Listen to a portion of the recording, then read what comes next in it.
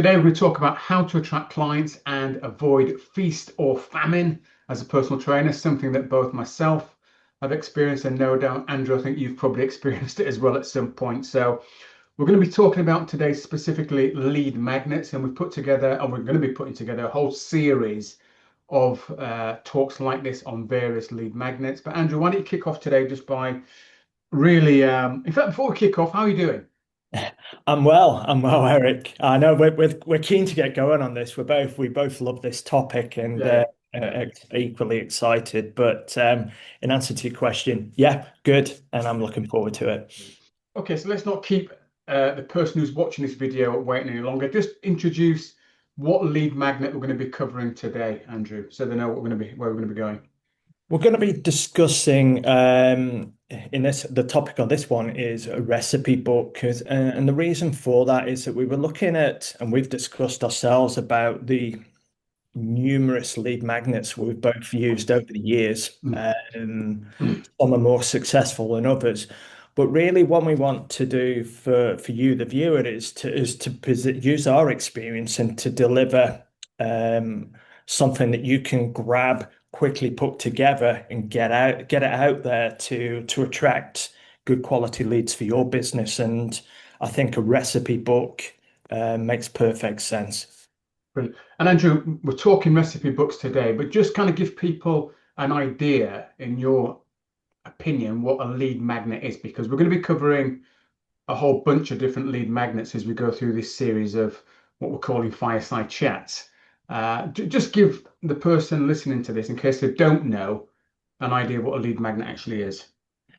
A lead magnet is essentially we use this terminology and we use this process to capture or collect. I don't like the word captured. It sounds a negative connotation, but we're to collect somebody's something of value. And this item of value is the prospect's name, their email address, and potentially at times their phone number, but that's more often than not a little bit too much to ask too soon. Yeah. But certainly, we want their name and their email address so that we can follow up and we can start a chain of communication with these individuals to build rapport, showcase our skill set, build authority, and ultimately have them comfortable enough to take the next action step, which could be becoming a member or having taking advantage of a free session, a free consultation, or whatever.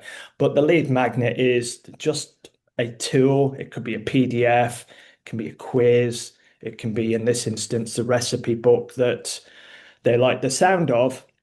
It meets them where they're at with their challenge or obstacle right now, and they feel comfortable enough to give you their name and their email address in exchange for this piece of value. And as I say, in this example, it's a recipe book. Yeah. And one of the mistakes that I've certainly made in the past when it comes to lead magnets is and I've created loads, and I'm sure you have as well. I think we're going through about nine in this whole series, I believe. But one of the mistakes I have made in the past is I've created a lead magnet and then I've put it out there, let's say on Facebook or Instagram or whatever platform I happen to be using at that time, and it's been crickets and I've given up on it. So what I want to do before we dive into speaking specifically about recipe books and things, I just want to show the person watching this the system in which the lead magnet sits, because the danger is you create this lead magnet, you don't get traction, and it just sits on the shelf gathering dust, the digital shelf, when if you understood the ecosystem which it actually sits in, you probably get more benefit from it. So let me just quickly share my screen and go through that graphic. I know obviously you know it, but for the person watching, they need to understand where this fits in. So let's just let me know if you can see that okay, Andrew, first of all. Yep, it's coming through Right. loud and Yeah, clear. I'm not going to deliberate on this too long. I just want you to basically get an idea of where the lead magnet sits. So if you want, you can pause this, go back, and take a screen grab of this if you want to. So very quickly then, you've got signature offer, problem it solves, attractive packaging, reliable delivery, kindling sequence, and source of traffic. So that is the ecosystem we're talking about. So let's just dive into what that actually means then. So first of all, let's just say you're a weight loss coach. Your specific offer, your signature offer might be a weight loss program. Great. You are going to extract from your signature program. Uh, today's case, it's going to be a recipe book, but you're going to extract something from your signature program that's going to make up your lead magnet. That's going to become your lead magnet. And the idea is it solves a problem, it maybe shifts their mindset, gives them an insight. And if they like this, the chances are they're going to like your signature program. So again, we're talking about um, recipe books today. So that's in the form of packaging. So today it's going to be a PDF. So the packaging needs to be attractive. And I'll show you an example of my own uh, diet recipe books as we go along. And then we've got reliable delivery. That's your landing page. That's where people, as Andrew just said, that's where people sign up for the said item. Once we've signed up for the item, we then have what we call the kindling sequence, which is basically emails. And this needs to be automated because what you don't want to be doing is sending out emails manually. So we have sign up. Once we've signed up, we send out an email, or we've got an email sequence where we're basically educating them. And at some point, we are going to invite them to maybe come in for a consultation, give us a call for a consultation, or whatever your next step is. And then the final part of this Spark series is your traffic source. I've used YouTube here. That's one of my preferred sources of traffic. For you, it could be a free talk. It could be a joint venture. It could be social media, Facebook, Instagram, whatever your preferred source of traffic is. But basically what we're saying is the lead magnet, the recipe book, needs to sit within this ecosystem so that you don't just create a magnet, chuck it out there, and expect your world to change overnight. It doesn't work that way. Typically, they'll get on your email sequence, this kindling sequence, and at some point, they'll do one of three things. I always say they'll either buy, die, or unsubscribe. And that's basically what they're going to do. And before we dive into talking about, let me just quickly show you the example of a recipe book. So we've got a visual eyeballs on. Let me know when you can see this, Andrew. There we go. Yep, that's up. This is a June recipe pack. So got my mug on the front there, meals, contents. We spoke about attractiveness. So I'm not going to, again, spend too much time on this, but you can see if this is packaged well and somebody received this, they're going to think pretty well of you and think, oh, wow, this looks pretty professional. What's the rest of their services going to be like? Probably even better. So that's the intro's done. Let's talk about lead magnets, your experience of recipe books, first of all, Andrew. How have you found them? They worked really well. And I paused because I initially just put a number together from because existing clients were asking for content, and I put it out there. Then I thought, hey, these can work as a lead magnet because clients are enjoying them. I had one for chicken recipes, one for beef recipes, fish recipes, and then an overall weekly planner with recipes in. But the mistake I think I made initially was, and you highlighted that with the Sparks process, is that they were almost standalone. They were me throwing something out there, hoping it would stick. Yeah. Whereas I had much better traction on the second, third, or fourth iteration that I did of it, in that the recipe booklet was part of my signature system. So I had a 12-week program, and the recipe pack, the recipe PDF was part of the overall package that the client received.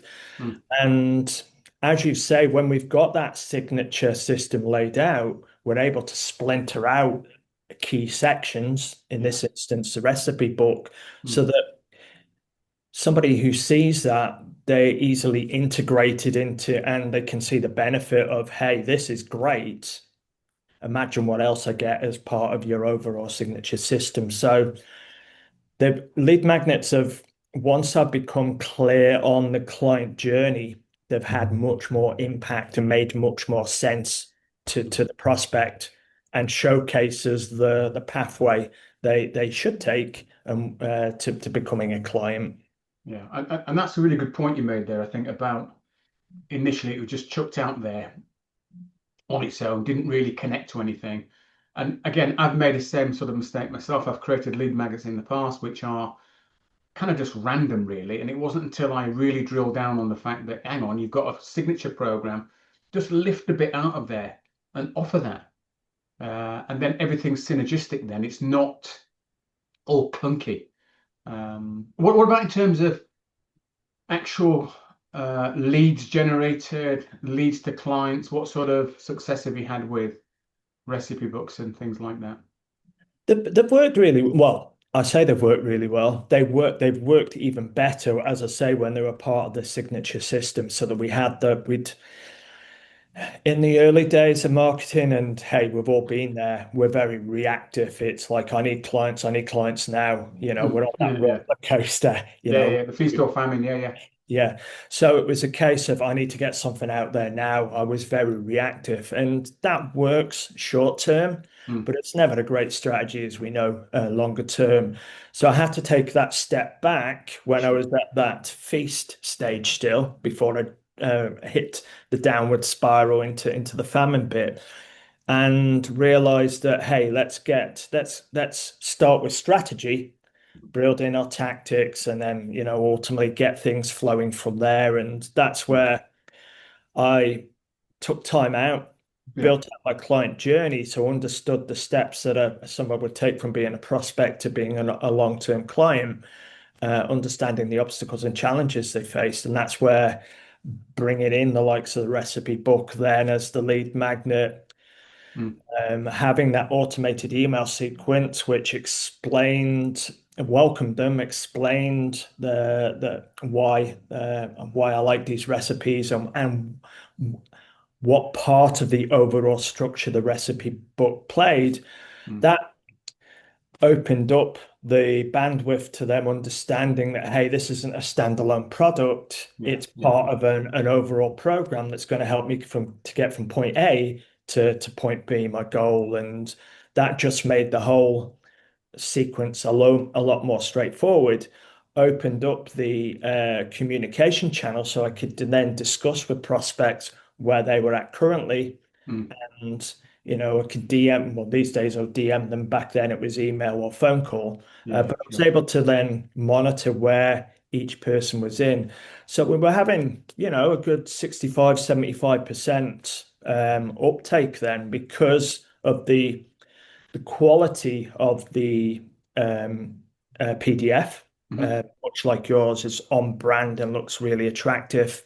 Mm, Um, you know, it it has a perceived value to it. It's yeah, not just cobbled together and looks shocking. So we've got yeah, to yeah. have an element of quality, and these days that doesn't cost much, Mm, apart from a bit of time or some slight investment. Because we've got tools like Canva. But then the follow-up email sequence is key, and that has to be automated, as you say, because we're busy. As fitness professionals, we're training our clients. We don't want to be then finishing and then diving into trying to manage the admin side of things. So having that automated email sequence done once and used forever works extremely well, because it's acting as your admin assistant and getting the message out there and building that initial relationship and building that trust. And then if it's crafted correctly, it's doing the hard lifting for you. So it's an easy or relatively easy decision for the person to make. If you've, and we're going to come on to that in a second, if you've agitated the pain significantly enough, then the the logical solution is the program that you're offering yeah, to yeah, yeah. And you make a couple of good points here, just to reiterate. I think a big one is strategy rather than just tactical. Because again, for me, lead magnets in the beginning were just a tactical thing. them. Oh, that person's doing it, I'll do a lead magnet. Yeah. I didn't have a strategy, going back to the spark. So again, if you're watching this, go back and just watch that little diagram. So having a strategy, having something that's got a perceived value you mentioned, which I think is important. So it's something that you could in theory sell, but you're giving it away. And it's that law of reciprocity. You give me something, I'll give you something type of thing. And Absolutely. then the final one you mentioned was Canva. We're not going to dive into that today, but Canva comes as a free option and a paid option. I have the paid. I think you have the paid as I am well. paid as well, yeah. And okay, it's like any learning tool. You have to learn how to use it, but it is quite intuitive. And sometimes I hate when people say that because if you're not technical at all, you can spend a lot of time. But there are lots of YouTube videos out there that will show you how to make a very simple lead magnet. So those are three very good points there. So I just want to kind of bring this maybe to a bit of a close, possibly. And that is just to say, in terms of lead magnet success, what would you say are, and I've maybe already touched on it a little bit there, are some of the, maybe give me the biggest mistake or biggest one or two mistakes that you see personal trainers making when it comes to lead magnets? I think the biggest mistake is being clear and understanding exactly what makes a good lead magnet. Mm, Uh, and we've discussed this off air, but back in the day, I've downloaded I don't know how many hundred different lead magnets from yeah. to help me in my business. And earlier on in the process, these are 100-page, 200-page PDFs, and don't get me wrong, well, not all the time, but a lot of the time there was good advice in there, but it was just too long. Mm, So they need to be short, they need to be actionable, they need to be goal orientated and easy to consume, which encompasses everything that you've laid out in the Spark system. Um, so you're not trying to resolve their ultimate problem, you're trying to resolve the next obstacle they need to overcome. And yeah. that's where um, a recipe book can come into play. What am I gonna cook for healthy for the family tonight? If they can get that snapshot from your recipe book, hey, big tick. Yeah. So it's being clear and making sure that it's easy to consume and it's actionable straight away. But as I say, equally, being clear what is a lead ad magnet is. It's not just sign up to my newsletter. It's something that's of value, as we Yeah. say, that perception of value. Yeah. No, that's good, getting clear. And for me, I would say the biggest mistake, and it's the one that I made and I no longer make, thankfully, but I'm still tweaking it and refining it, and that is doing it as a standalone thing, not doing it as part of a system. Absolutely. Because once it's part of a system, and once you've had success, if you get a lead in or several leads, and people go through that whole process, they sign up for it, they get on your nurture sequence, and they book in for a call, and they become a client. Once that works, once you've proven your system, you're off to the races. And in theory, you could keep doing organic marketing, you could do paid for marketing because you've proven your system.